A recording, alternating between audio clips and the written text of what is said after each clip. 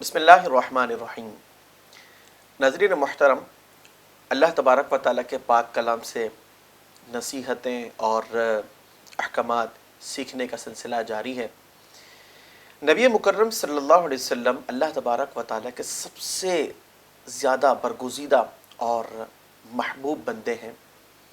آپ صلی اللہ علیہ وسلم کو اللہ تبارک و تعالیٰ نے ساری کائنات میں سب سے افضل بنایا، اور آپ کا افضل مقام ایسا بلند اور بالا کہ جتنی مخلوق ہے وہ آپ صلی اللہ علیہ وسلم کے مقام اور مرتبے کو سمجھنے سے قاصر ہے۔ جی ہاں، آپ کا مقام اور مرتبہ فقط آپ کا خالق اور مالک یعنی اللہ عز و جل ہی بہتر جانتا ہے۔ رسول مکرم صلی اللہ علیہ وسلم کے زمانے میں آپ کی ظاہری حیات میں کفار مختلف طرح کی باتیں کیا کرتے تھے، اور ان کے جوابات حضور خود نہ ارشاد فرماتے بلکہ اللہ تبارک و تعالیٰ اپنے پاک کلام میں انہیں جواب ارشاد فرمایا کرتا۔ کئی آیات کے اندر اس طرح کا معاملہ جو ہے وہ دیکھنے کو ملتا ہے۔ آج بھی جن آیات پر ہماری گفتگو ہے اس میں اسی قسم کا معاملہ ہے کہ کفار مختلف طرح کی باتیں کرتے، الزامات لگاتے، اور اللہ تبارک و تعالیٰ کی بارگاہ سے اس کا جواب ملتا۔ ارشاد باری تعالیٰ ہے فَذَكِّرْ فَمَا أَنْتَ بِنِعْمَةِ رَبِّكَ بِكَاهِنٍ وَلَا مَجْنُونٍ، تم نصیحت فرماؤ، تم اپنے رب کے فضل سے نہ کاہن ہو اور نہ مجنون۔ ام یقولون شاعر، یا وہ یہ کہتے ہیں کہ یہ شاعر ہیں۔ نتربص بہ ریب المنون، ہم ان پر حوادث زمانہ کا انتظار کر رہے ہیں۔ ناظرین، یہ سورہ طور کی دو آیات، آیت نمبر 22 اور 23 ہمیں یہ بتاتی ہیں شیبہ بن ربیعہ بڑا مشہور کافر ہے، اور کفار کی جو ایک کمیٹی تھی اس کے اندر اس کی ممبرشپ بڑی ویلیویبل تھی، اور یہ کوئی عام فرد نہ تھا بلکہ یہ ان کفار کے اندر بڑی حیثیت والا شخص تھا۔ رسول مکرم صلی اللہ علیہ وسلم کے بارے میں اس نے یہ کہا کہ معاذ اللہ، آپ کاہن ہیں۔ کاہن کسے کہتے ہیں؟ ناظرین، کاہن وہ شخص ہوتا ہے جو اپنے اندر ما فوق الفطرت بصیرت اور فراست کا قائل ہوتا ہے، اور وہ لوگوں کو اپنے اندازے سے غیب کی خبریں بتاتا ہے، اور گویا کہ وہ اپنے آپ کو ایک بہت بڑا صاحب فراست شخص متصور کرتا ہے کہ جناب میرے جیسا کوئی نہیں، اور وہ مستقبل کی باتیں لوگوں کو بتاتا ہے۔ اور یہ بھی کہا گیا کہ ایک کاہن شخص کا جو کنیکشن ہوتا ہے وہ جنات سے بھی ہوتا ہے، ان کی خبریں وہ لے کر کے وہ انسانوں کو پہنچایا کرتا ہے، اور بہت تیز قسم کا یہ فرد ہوا کرتا ہے۔ اس کے مد مقابل عقبہ بن ابی معیط، جس طرح شیبہ بن ربیعہ کا معاملہ تھا، اسی طریقے سے عقبہ بن ابی معیط جو تھا وہ بھی ابو جہل اور دیگر کفار کی طرح بہت زیادہ ان کے اندر ایک مقام اور مرتبہ رکھا کرتا تھا، وہ لوگ اس کو عزت دیا کرتے تھے۔ عقبہ بن ابی معیط جو ہے شیبہ بن ربیعہ کے بالکل اپوزٹ بات کیا کرتا ہے۔ وہ یہ کہتا ہے کہ معاذ اللہ، حضور علیہ السلام جو ہیں وہ مجنون ہیں، آپ کی طرف جنون کی نسبت کیا کرتا ہے، اور یہ بدترین جھوٹے الزامات۔ ناظرین، اس کے اندر ایک اہم معاملہ یہ ہے، ایک کے قول سے دوسرا جھوٹا اور دوسرے کے قول سے پہلا جھوٹا۔ وجہ یہ ہے کہ مجنون اس شخص کو کہتے ہیں جس کی عقل میں فطور آ گیا ہو۔ یعنی اب آپ یہ دیکھیے کہ کاہن وہ شخص جو اپنے اندر فراست کا بہت بڑا دعوے دار ہوتا ہے، اور مجنون وہ شخص جو خود بیوقوف ہوتا ہے، بے عقل ہوتا ہے، اس کے عقل کے اندر فطور آ جاتا ہے۔ اب ایک شخص یہ کہہ رہا ہے کہ جناب یہ تو بہت زیادہ عقل مند ہے، دوسرا شخص کہہ رہا ہے کہ معاذ اللہ یہ مجنون ہے۔ اس کا مطلب یہ ہوا کہ یہ ان کے جھوٹا ہونے کے لیے کسی تیسرے آدمی کی ضرورت نہیں ہے، دونوں ایک دوسرے کو جھوٹا قرار دے رہے ہیں۔ یہ عجیب معاملہ۔ اچھا، جبکہ دیگر کفار بشمول ان کے بھی مختلف اوقات میں یہ اعتراف کرتے رہے کہ رسول اکرم صلی اللہ علیہ وسلم کی جو گفتگو ہے، جو کلام آپ کا ہے، وہ ایسا فصیح اور بلیغ کلام ہے کہ اس کا مقابل کوئی نہیں ہے۔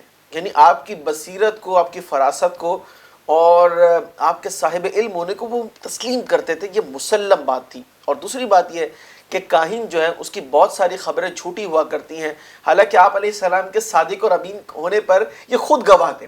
مطلب یہ الزامات بھی لگا رہے تھے، اور ان کے جھوٹے ہونے کو کہیں اور سے اس کی دلیل کی ضرورت نہیں تھی، یہ خود ہی اس کو گویا کہ ثابت بھی کر رہے تھے۔ اچھا، اب اس کے بعد جب انہوں نے اس طرح کے الزامات لگائے اور دیکھا کہ رزلٹ تو بڑا عجیب و غریب ہے، ایک نے کاہن کہہ دیا معاذ اللہ، اور ایک نے مجنون کہہ دیا، اور یہ دونوں آپس میں جھوٹے ہیں، اور یہ خود ہی ایک دوسرے کے لیے جو ہے وہ دلیل ہے۔ اب اس کے بعد انہوں نے تیسری راہ نکالی اور وہ یہ ہے کہ ثم معاذ اللہ آپ کو انہوں نے شاعر کہا. حالانکہ جو عرب کے شعراء تھے ان کے اندر فصاحت اور بلاغت ان کے آپس کے اندر تو مسلمہ تھی، لیکن جب قرآن سے وہ کمپیئر کرنے کی بات کرتے تو خود کہتے کہ قرآن سے ان کا کوئی تقابل نہیں ہو سکتا. یہ بڑے بڑے شعراء جو ہیں یہ بات کہہ چکے کہ جناب قرآن جو ہے یہ کسی بشر کا کلام نہیں ہے، اور قرآن پاک کے اندر بھی اس کو بیان کیا گیا. تو ناظرین خلاصہ یہ ہے، یعنی یہ جو کہتے نا تو اس کا رزلٹ یہ خود دیکھ لیا کرتے، اور پھر یہ باتیں کیوں کیا کرتے. نبی مکرم صلی اللہ علیہ وسلم امت کی خیر خواہی، تمام انسانوں کے لیے آپ علیہ السلام جو ہے محبت اور درد رکھا کرتے کہ یہ راہ راست پر آ جائیں. رسول مکرم صلی اللہ علیہ وسلم کی نصیحت کا یہ سلسلہ انہیں بہت چبھتا تھا. وجہ یہ کہ یہ چاہتے تھے کہ سب گمراہیت پر رہیں اور آپ علیہ السلام انہیں اندھیروں سے اسلام کے نور کی طرف لے کر آئے، اور یہ چاہتے تھے کہ حضور علیہ السلام کو رنجیدہ کریں. اللہ تبارک و تعالی نے فرمایا محبوب ان جھوٹے الزامات کی طرف متوجہ نہ ہو، تم نصیحت جاری رکھو اپنے رب کے فضل سے. نہ تو تم کاہن ہو اور نہ ہی تم مجنون ہو، یہ خود جھوٹے ہیں اور دلیل بھی بذات خود یہ آپ ہی ہیں. تو ناظرین اس سے یہ معلوم ہوا کہ اللہ تبارک و تعالیٰ کی بارگاہ میں نبی مکرم صلی اللہ علیہ وسلم کا کیسا مقام اور مرتبہ ہے کہ الزامات کفار کی طرف سے ہے، جواب حضور نہیں ارشاد فرما رہے، رب تعالیٰ اپنے پاک کلام کے اندر بیان فرما رہا ہے.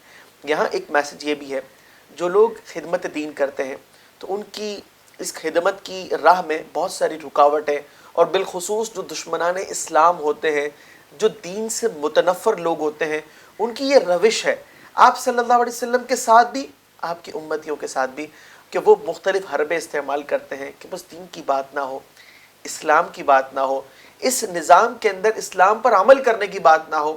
جناب نماز پڑھنی ہے گھر میں پڑھ لیجئے، آپ کو نیک کام کرنے ہیں آپ اپنا خود کیجئے، لیکن دوسروں کو تلقین نہ کیجئے. آپ نے بھی یہ دیکھا ہوگا کہ بہت سارے لوگ واضح طور پر نہیں لیکن اپنے عمل سے یا اپنی گفتگو کے مابین ملے جلے رجحان کے ساتھ جو ہے اس طرح کا میسج دیتے ہوئے نظر آتے ہیں کہ جناب جو فرد جو کر رہا ہے اس کو کرنے دیجئے. لیکن ناظرین ایسا نہیں ہے. اللہ تبارک و تعالیٰ نے محبوب علیہ السلام کو جو حکم ارشاد فرمایا، اور یہ نصیحت تا قیامت تمام مسلمانوں کے لیے ہے کہ ہمیں امر بالمعروف بھی کرنا ہے، نہی عن المنکر بھی کرنا ہے. جو غلط کام کر رہا ہے اسے ہم نے نصیحت کرنی ہے. یہ جو سلسلہ اب جو معروف ہوا چاہتا ہے یہ قرآن کے حکم کے خلاف ہے کہ جناب جو کر رہا ہے اسے کرنے دو، مطلب اپنا دین چھوڑو نہیں اور کسی کا نظریہ چھیڑو نہیں. یہ بات غلط ہے. بات یہ ہے کہ ہمیں حق بات ہمیشہ کرنی بھی ہے اور حق کو ہمیشہ اختیار بھی کرنا ہے. اللہ تعالیٰ رسول مکرم صلی اللہ علیہ وسلم کے طفیل ہمیشہ ہمیں حق کا ساتھ دینے، حق بات کہنے، حق کو اختیار کرنے اور حق پر عمل کرنے کی توفیق عطا فرمائے. خلق السحاب وخلق الماء خلق الشمس في الفضاء سبحان خالق الحياة